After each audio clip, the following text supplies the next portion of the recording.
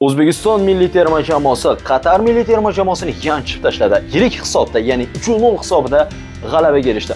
Assalomu alaykum qadrli futbol ixlosmandlari, aziz yurtdoshlar.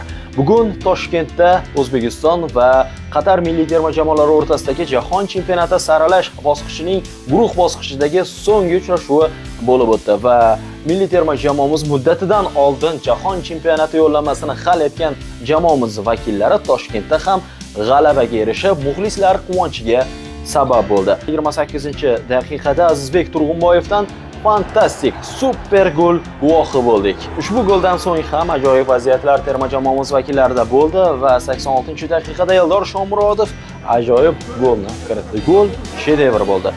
Golli uzatma ham ajoyib bo'ldi va gol ham shohona gollardan biri bo'ldi. Undan so'ng, ya'ni 90+2-daqiqada qo'shib berilgan daqiqalarning ikkinchisida Igor Sergeyev maydonga tushishi bilanoq birinchi marotaba to'pga teginishi bilanoq gol urdi. Ajoyib. Va yakunda 3-0 hisobida milliy terma jamoamiz vakillari g'alabaga erishdi. Ushbu uchrashuvni bevosita stadiondan davlatimiz rahbari Shavkat Mirziyoyev tomosha qilib bordi, kuzatib bordi va uchrashuvdan so'ng taqdirlash marosimida ham ishtirok etdi.